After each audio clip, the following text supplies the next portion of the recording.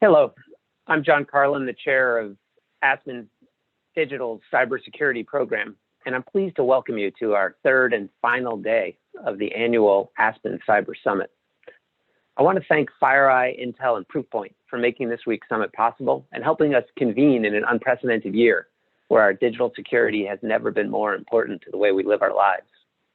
We would also like to acknowledge Blue Vector, SICPA-NA, and the American Gas Association for their additional support.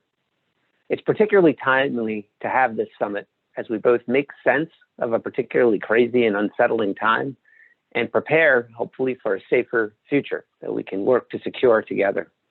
And we're grateful to FireEye, Intel, Proofpoint, Blue Vector, SICPA-NA, and the American Gas Association for understanding how important these convenings, even when virtual, can be. The full summit agenda and bios of all our speakers are available at aspencybersummit.org.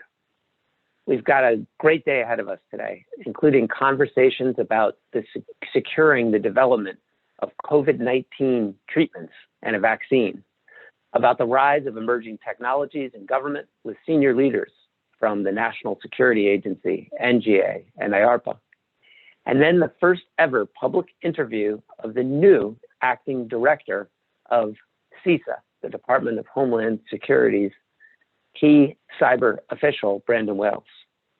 Then I'll be back at the end of the day for the summit's final session, a conversation with three of our top cybersecurity voices on Capitol Hill, Senator Mark Warner, Representative Will Hurd, and Representative Lauren Underwood. I'd also strongly encourage you today to take a look at our new report released yesterday by the Aspen Cybersecurity Group that lays out a national cyber agenda for the Biden administration and the 117th Congress. It outlines actionable steps, the art of the possible, as we call it in the cyber group, to help build a more secure foundation for the internet and our digital economy. The full report is available at aspencybersummit.org, aspencybersummit.org. And many of the key voices that went into writing that report, you've heard from at the summit already, and we'll hear more from today. Now I'm pleased to introduce my friend Dina Temple-Raston from NPR, who will be speaking with FBI Deputy Assistant Director Tonya Ugoretz, J&J Chief Information Security Officer Marene Allison, and Eli Lilly Chief Information Security Officer Meredith Harper. Welcome, and over to you, Dina. John. Thanks very much, John. It's nice to see you, even virtually. So today you have everyone's bio, so I don't think I need to reintroduce our panel. But what they're going to offer us, I think, is a way to look at the year and back at the year in a context of cyber and healthcare, and give us a little bit of a different way to look at the latest efforts to get the vaccine out to the public. We actually have some news on this today, by the way. We'll get to that a little later. But basically, the New York Times reported that cyber attacks related to cold storage of the vaccine have been going on since August, and it's unclear whether this is about ransomware or something more sinister, but we'll get to that in a minute. What I thought we'd do is we divide the discussion basically into three parts. We're going to look at the broader issue of cyber threats and attacks on the healthcare sector as we sort of wrestle through a pandemic.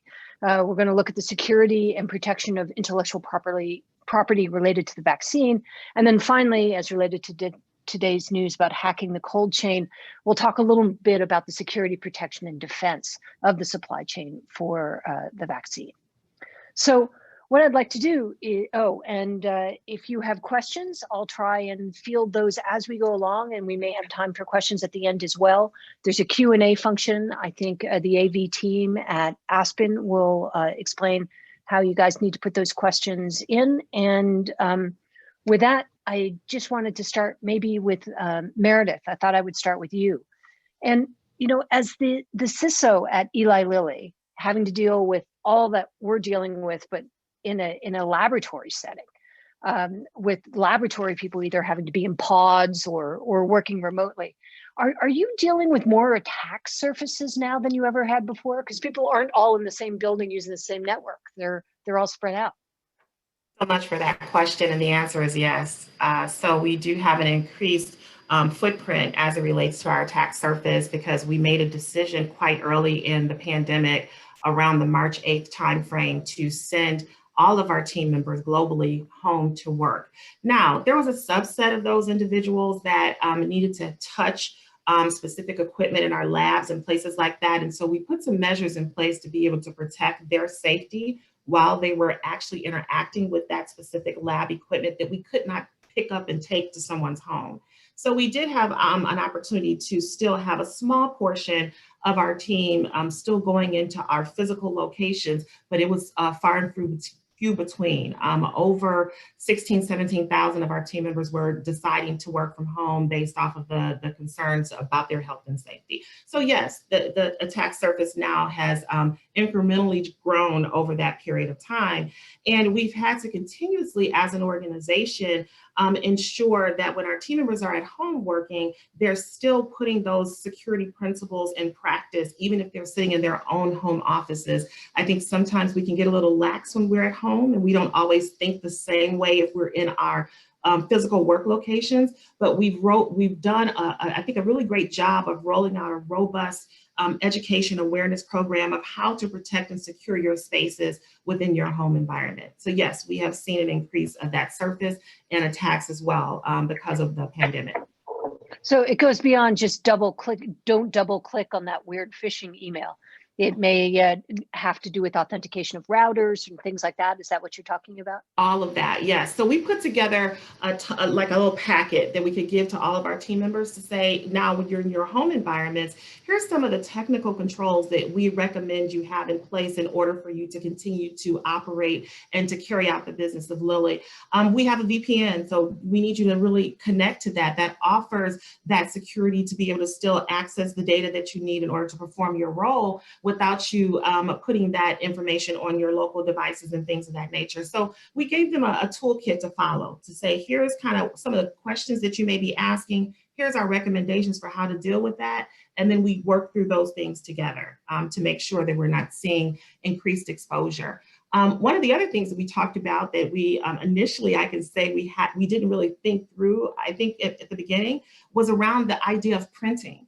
So we get so comfortable printing in our physical locations at work, but now you're starting to print things that may be confidential at home. And so how do you secure those printouts? How do you destroy them appropriately? So again, we tried to think of the full gamut of what a home worker would need to know in order to make sure that themselves and their devices and data and the things that they print are protected. So you were sending out shredders and saves? So we didn't do that. So we did give them some opportunity to say, if you have a home shredder, here's the ones that we would recommend if you do that.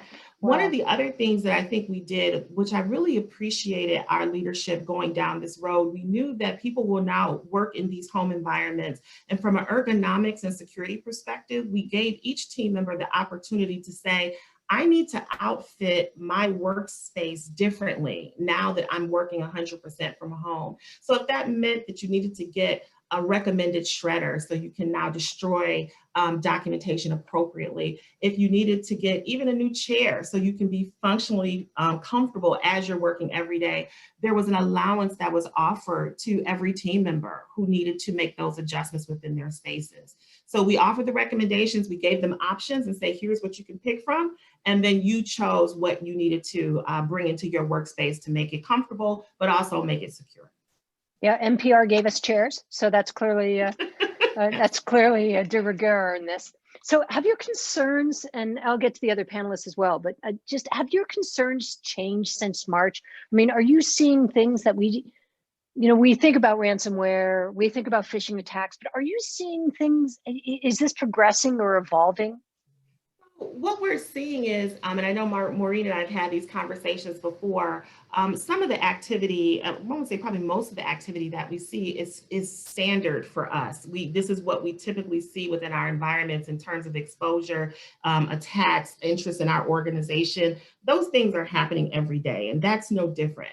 What I have found, though, is, I think, the use of social engineering to be able to get a foothold into an organization by way of credential stealing and things of that nature. I think we've seen more of those types of attacks, and they've become a little bit more sophisticated than we probably have seen in the past. But that doesn't mean that the volume in terms of what we're seeing is shocking to us. It's common at this stage of the game. But I think that there is this turn up on the sophistication of it all. And if we're not training our team members appropriately to look for those indications of whether something doesn't look quite right with the message, we could find ourselves in a world of hurt. So we've tried to really focus a lot on the training and awareness of our team members as well during this time. And specifically, as it relates to some of our individuals working in the development and the research space, because we know that they will be a target. They're the ones who are actually working on our response to COVID. So from that perspective, we've tried to use training, awareness, education to thwart some of those attacks. Do you think some of the social engineering is working better now because people are lonely and by themselves in their homes? I don't know if it's the loneliness, but I think, I don't know if that's the what makes them susceptible to it. But I think sometimes I know I've done it myself. I feel like I'm working more now that I am at home. Right. Being able to shut off and be able to disconnect is a little bit harder now because I'm sitting here in my office and I get a chance to get things done. So I think because we're moving fast and I think we're moving to really tick those things off of our list, that sometimes we can move a little bit too quick and may click or may open or expose our organization that way. So I don't know if it's the loneliness piece, but I do believe that we are moving quicker probably in some instances, which creates more exposure for us. Right. Maybe journalists just get lonely. So let me ask you, Marene, let me move to you. And one of the things that we know from public reports is that there was a hack of a number of different medical or healthcare companies, including Johnson & Johnson, by North Korea. And these reports came earlier this month, and they were trying to steal allegedly sensitive COVID information from Johnson & Johnson and others.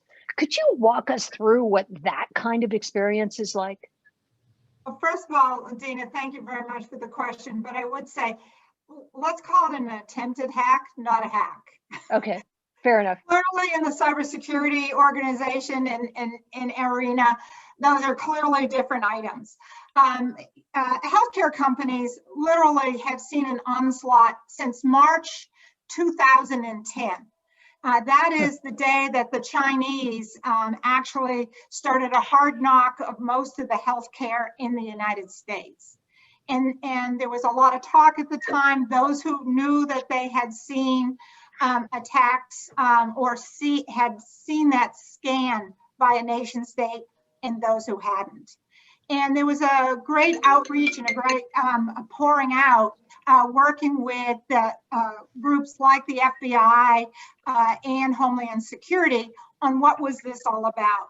A lot of discussions, especially in healthcare, of what was needed in this space to secure us. Meredith and I and all CISO in healthcare are seeing attempted penetrations by nation state actors, not just North Korea, every single minute of every single day. We have 4 primary threats that I try to categorize in healthcare, and one of them is nation states. The other is a criminal element looking for anything that they can monetize. We have something called hacktivists, people who are trying to either through social media or attempt to sway pharma companies and others on what the pricing should be or other items that occur, as well as an insider threat. And with the vaccine in development and therapeutics, what we've seen is we're now on a grander stage where people are, oh, wait a minute, there's a company that I should actually be looking at. Hey, what can I do there? And so we've seen that rise. Now, what we don't know, and I see many different attempts at assertion, malware is just code. It's just a binary that somebody's going to try to put in my network. They're going to use things like email and links and social media to get someone in my company to click on it and bring it into my house. Just muddy boots coming in the door. And so in the healthcare industry, we have the Health ISAC with Department of Homeland Security, and working with CISO, we work very close together so that we provide information. We found this code. And I don't have the resources to know where it came from or spend, what are they actually going after? And working with our federal agencies, working with our government agencies and others, we provide that information, which then tells us, wait a minute, that's code that came from North Korea. And then the warnings are going out. Now, most of the large pharma companies have the skills and cybersecurity organizations to be able to detect this malicious type code and protect against it. And unfortunately, not everyone has that in the healthcare industry. And working together, we provide that information through the Health ISAC out to these smaller companies so that they're able to look for the code themselves if they couldn't detect it otherwise. So it's a kind of an ongoing relationship, but not uncommon to anything we see most any other day. Are you seeing, just because they're, as a general matter, I would imagine most people who attempt to hack a healthcare company, whether it's Johnson & Johnson or Eli Lilly or somebody else, they're trying to get whatever they can, I would assume. They may have a target as well, but they're trying to get whatever they can. During this pandemic, are you seeing any indication that there's like a focus on trying to get something COVID related because everybody wants it right now? Is there a bigger appetite for it? Well, there's only going to be so many people who could get information and turn it into a vaccine. Then we're going to have the group of people who just decide that, well, I don't want the world to have a vaccine. So for us inside, it's really not much of a difference. So we have the protection capabilities that we've built. And then, in this instance, looking at the vaccine production, and you're going to remember J&J has a plant in Wuhan, China. We were able to see what was happening all along. We saw with the virus about a 30% uptick in what I will call hacktivist or criminal type activity, trying to monetize anything that they could. I guess when people were out of work, they decided that there would be hackers on the side and try to come in and see what they could monetize. Right. Now, again, large companies, well-secured companies have the defenses against that and are able to defend very easily. But again, in general, about a 30% uptick in activity. Wow. That was specific. I'll be honest with you, most of it wasn't going for virus, or it would be hard to tell because people will try to come in on one side to laterally move across your company. Sure. And the ability to detect it is what helped us. Now, much like Meredith, we took a concerted effort. Anyone who was working on vaccine production, anybody who was going to be working on the intellectual property, what were all those systems to lock them down, provide minimum necessary access. Those are just terms that we use in the security industry to say protect it. And then we did that. And once, as Meredith talked about the social media, about June timeframe, we saw one of the other companies really have some issues with social media, which we talked about at the HISAC board meeting. And one of the things that happened is when we put that out, we had all started to see some of that. So we informed our people to be aware of it. If, shut off your social media, don't go in and click on anything in LinkedIn, and gave some people some guidelines to make sure they were secure. And do you have a little cybersecurity moat around COVID stuff, or is it sort of everything?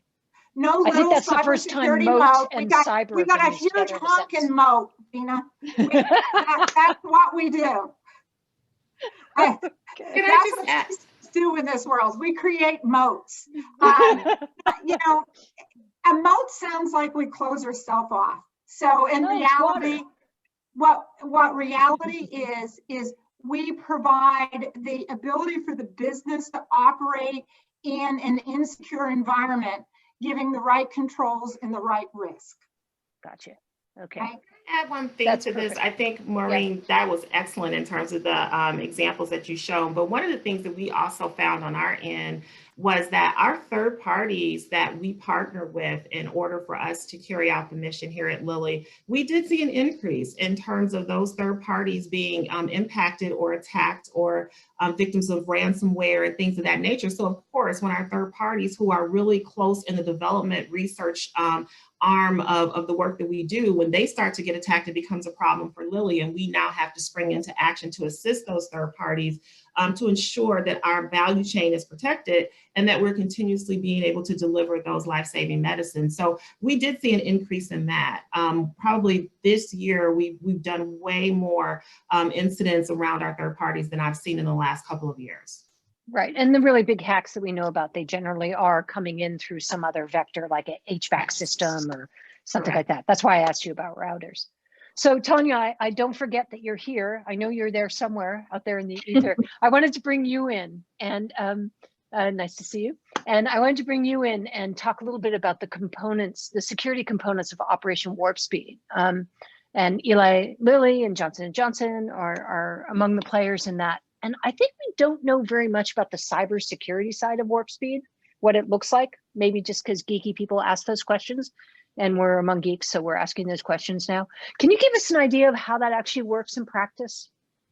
Sure. Well, I can speak a little bit to, I think, the unique role that the FBI plays as part of that. But as you alluded to, there's a lot of different players, both across the federal government and with industry and the healthcare sector as well. And that's really what has made it so strong. I think from the FBI's perspective, we have the advantage and the unique role of being both a domestic law enforcement and intelligence agency. So that what that helps us to do in service of this mission of protecting the vaccine research and supporting the protection of the supply chain from these threats is to use our role having access to classified intelligence to understand what adversary plans and intentions are. So see the threats as they're forming. To use our broad domestic presence with our 56 field offices, hundreds of other satellite agencies, where we're really embedded in communities. And we have these enduring partnerships with research institutions, companies, universities, et cetera, where we can have that information downgraded, which effectively means at a level that we can share it, ideally before something occurs. And then as an operational agency, we can actually act on what we see. And that's where the type of direct engagement with these organizations is so important. Just like Marene described, when one organization, like a university or a company, sees this type of threatening cyber activity, that we can use not only to investigate it, but also to share that information with the intelligence community, with network defenders, share it across, and help everyone strengthen their networks. So it's really most effective when it's operating at all those different levels. Right. And are you getting, in this current environment, are you getting more back and forth than you were in the past? Because I think that there were some times when companies were a little more reticent to let DHS or FBI know that they may have been compromised. We've certainly been extremely proactive in our outreach, and that's been a combined effort. And that's really been a maturation, I think, in the federal government, especially over the past few years. Some of that was in response to well-deserved feedback that we would receive from the private sector, not really appreciating having multiple federal agencies knocking at their door or sharing the same types of threat information with them. Increasingly, that's a partnership, and that's really been exemplified by Warp Speed, and even months before Warp Speed started. I mean, as early as March, when we were starting to see the indications not only of cyber criminals, but also of nation states targeting COVID research, we very quickly formed up with both CISO and the Department of Health and Human Services on a couple different fronts. One, to warn those who were being directly targeted. And then 2, to do some research and expand that circle out to see, okay, if we know that these types of entities are being targeted, who's likely next? And try to get out and warn and get ahead of that threat. And then thirdly, we did something really kind of unusual for us in May, which is that with CISA, we issued a public service announcement, particularly about the Chinese cyber actors targeting COVID research. And that was for 2 main purposes. 1, to warn, but 2, to also alert China that we had visibility and an understanding of what they were doing, and to let them know there would be some risk and consequences to them for that type of activity. I think by virtue of that kind of sustained engagement, we are seeing a great collaboration back with the healthcare sector, even on issues that aren't specifically related to COVID research. For example, the recent credible threat that we warned of with ransomware against hospitals and other healthcare providers. We got tremendous feedback from the healthcare sector, organizations like the American Hospital Association, in response to that, because again, with CISA and HHS, we very quickly put out those indicators to watch for. We had kind of video calls and ways of engaging directly with CISOs who might be affected, to let them know that we were taking this seriously, and that as a result, we were advising that they do too, and then keeping up that contact, because we know that's a real resource drain when we're advising of a threat like that, and it requires a shift in resources, and that's only sustainable for so long. So then that continued communication is important, so that we can keep them updated on what we're seeing. And you know, one of the strategies that's been used in the past by DOJ and FBI is to actually bring charges against people. I'm thinking of the PLA hackers that were brought charges against.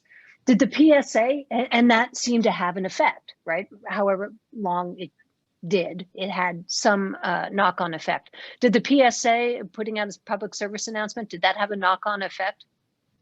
So we're aiming at a number of different audiences when we do things like that. And there's many different tools that are being used, not only by the FBI, but across the federal government and with some private sector partners too, when we're doing efforts like that. So there's the PSA, but that was also followed by an indictment shortly thereafter that did identify some Chinese cyber actors responsible for targeting COVID research. But increasingly, this is part of our new FBI cyber strategy that Director Wray just announced a few months ago. It's not so much about an indictment. That's one means to an end. But because of the unique role and authorities and partnerships that I described that FBI has, we want to make sure that we're sharing the information and relationships we have with our partners in the federal government, overseas, in the private sector, to do whatever steps we can, whether that's an FBI action, Treasury sanctions, publicly outing, some more covert action that you might not see, and to do that in a joint, sequenced, coordinated way to have the maximum impact. Because for too long, we think these adversaries have acted with what they think is impunity, and we want to change that risk calculus for them. Got it. So let me talk a little bit about intellectual property and how difficult it is, I think, to be a healthcare company trying to do open and cooperative research and the need to protect IP against hackers. Meredith, what are you guys doing in that respect? When it comes to that, one of the things is making sure that we know where all of our IP sits. So I think that we have vast networks, and we have vast areas where we could store and house that information. And so there's protections that we've wrapped around those repositories where that intellectual property sits. As it relates to the research, though, as we're dealing with collaborations that we may have with external research organizations as well as internal to our organization, we are also ensuring that we are helping to assess the security posture of those organizations as well, because again, they're participating and collaborating with us as it relates to that specific research, which is going to start to create IP from there. But we do have controls, not to get too deep into that, but we do have controls that are wrapped around those repositories to ensure that we're monitoring and being able to detect any exposure to that data. We know how to monitor that on our end. All right, Marene, do you have something to add to that? No, just other than the other tactics that we had talked about earlier is education of your workforce on what they're dealing with. You know, once you've been handling something for some period of time, you lose sight sometimes of the importance. At J&J, we have our credo, so we continually talk about the importance of the data to our patients and to healthcare and healthcare for humanity. We look at that. Meredith had hit on it really well about the third parties. No one company creates a vaccine or a drug by itself. There are multiple third parties, legal entities, patent filing, patent offices, as well as your manufacturer and your distribution that you're going through. So you are continually looking at those third parties. The one thing on the road to the COVID vaccine did show my organization in a very, very quick period of time is look at the data flow. And so when you look at the data flow for intellectual property for something specific like a vaccine production, we learned a lot and are looking at helping the business in other ways that we wouldn't have known that existed if we hadn't done this during this short period of time. It also helped us, we worked with the FBI and Special Agent Tammy McHugh, who out of the Newark office, who came and talked to all our intellectual property attorneys, our regulatory attorneys, to talk about the threat. And so that education and using our government entities to be able to help us in this space was tremendous resources for people to understand how important intellectual property is and how to protect it. So an example of protection, I'm just guessing here, is data at rest being encrypted? That's one, but I mean, it's everything from, and you talk about data at rest and people think about databases and big networks. But I need to look at the data on my computer. Is that, is that encrypted? Oh, I need to send it to Tonya. Is that then encrypted? What do you do? So there's a lot of elements of how things are in making sure you have the appropriate repositories and ability to steal pipe and encrypt that data from its beginning all the way till its end. Got it. Okay. So what I thought I'd do is save the news for last, which is very unjournalistic of me. And for those of you who may not have seen it, I'll just bring you quickly up to date that there was an article in the New York Times today that reports on cyber attacks on vaccine distribution operations, which seamlessly goes to our next subject, what has to do with supply chain. So IBM researchers and CISO both said that the attacks appeared to be intended to steal the network credentials of corporate executives and officials at global organizations. And to basically, these were officials who were very focused on cold chain, which is basically the refrigeration process necessary to protect some of these vaccines.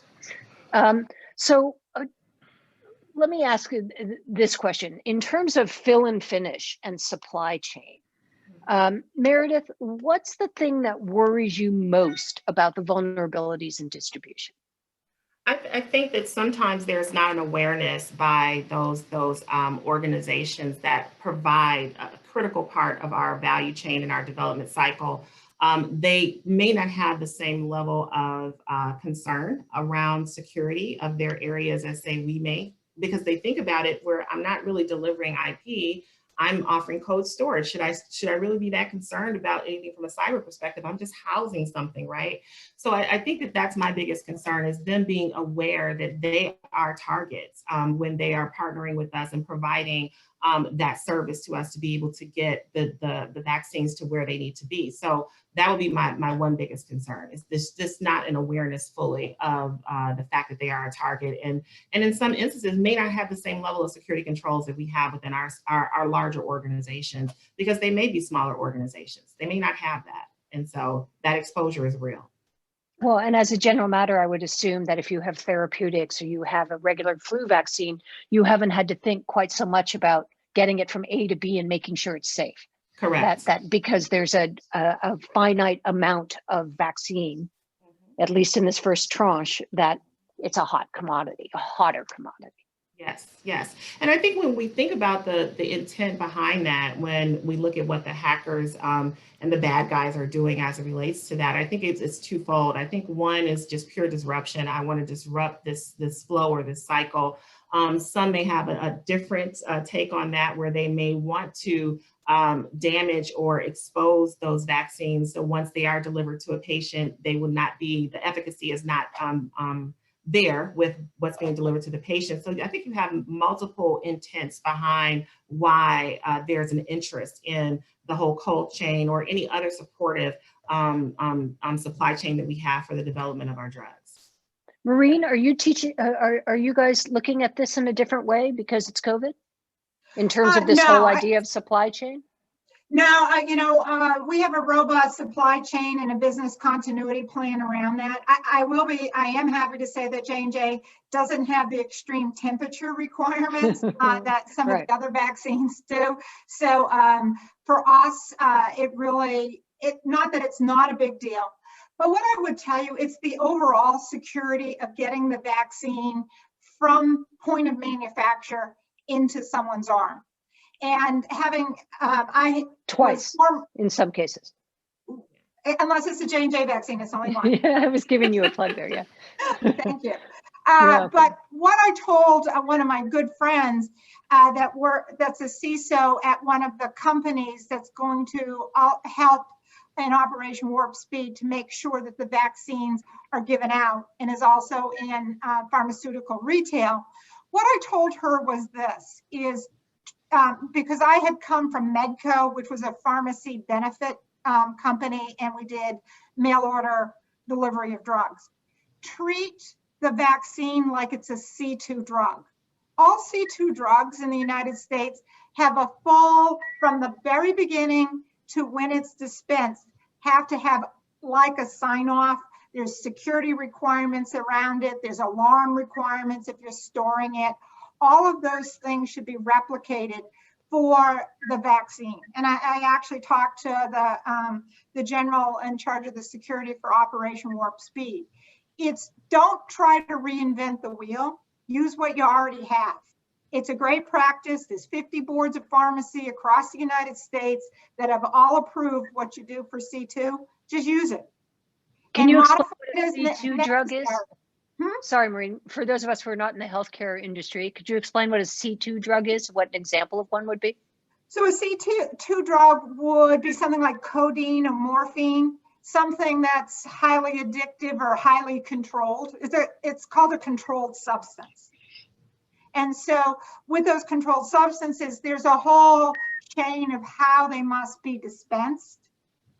And even organizations like UPS or FedEx, when they have those types of a drug in their purview or their ownership to their delivered, they actually have protocols that are already set up. Right. And was that, when you say the general in charge, you were talking to General Perna? No. He's in charge of everything. It was, okay. I don't know if Mac wants me to give his name, but General McCurry. Okay. And so you didn't need to reinvent the wheel. There are systems in place. Maybe a C2 drug may not be as hot a commodity as a COVID, but there are building blocks there that you could deal with. Right, that the pharmaceutical industry itself, the requiring the extreme temperature or the sensitivity of how the drug must be dispensed is not something new. It doesn't, the protocols in healthcare are already there. Just utilize them, capitalize on them, and modify them as necessary for this instance. I don't have any visibility to what was done or what's going on in that area, but that was my recommendation.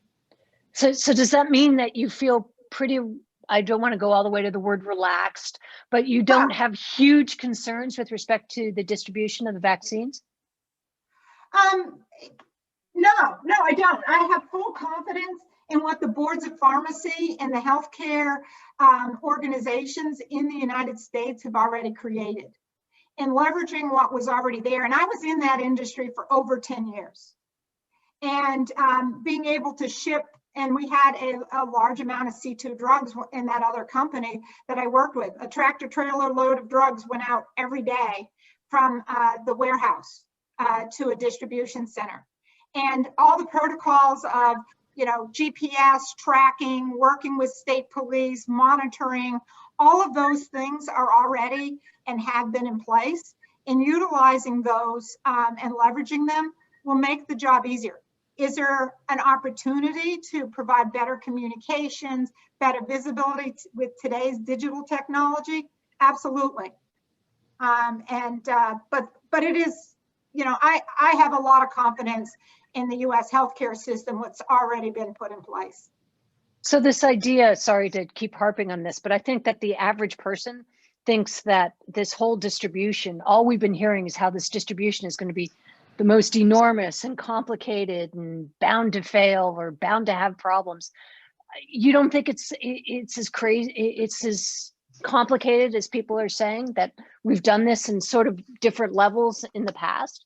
Oh, don't get me wrong that the distribution of controlled substances or substances that require low temperature efficacy isn't complicated. It's extremely complicated.